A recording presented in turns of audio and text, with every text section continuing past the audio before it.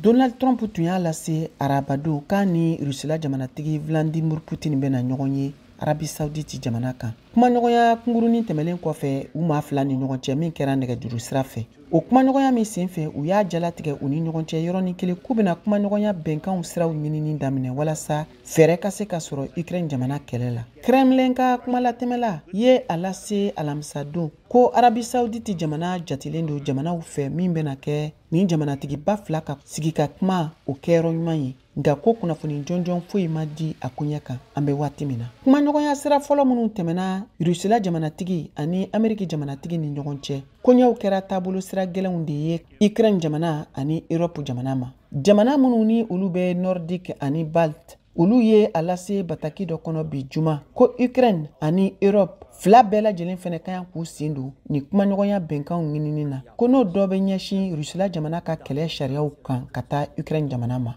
Ɲiningali tɔ min bɛna turu min kan Munich o lajɛrɛba senfɛ lajɛrɛ min daminɛna bi juma Allemagne jamana kan n'a sigira lakanako kun kan. Ameriki fanga ɲɛmɔgɔ G20 ye wele bila Europe gungana jamana ɲɛmɔgɔw ma k'u ka sɔn k'u sen don ni kumaɲɔgɔnya in na n'o dɔ bɛ ɲɛsin dunanw ka ko kun kan. Tile kelen mobilitigi dɔ ka dangarili wale min kɛra Munich ko sɛgɛsɛgɛliw y'a yira ko sigana mɔgɔ min ye nin wale jugu kɛ ye Afghanistan jamanaden ye.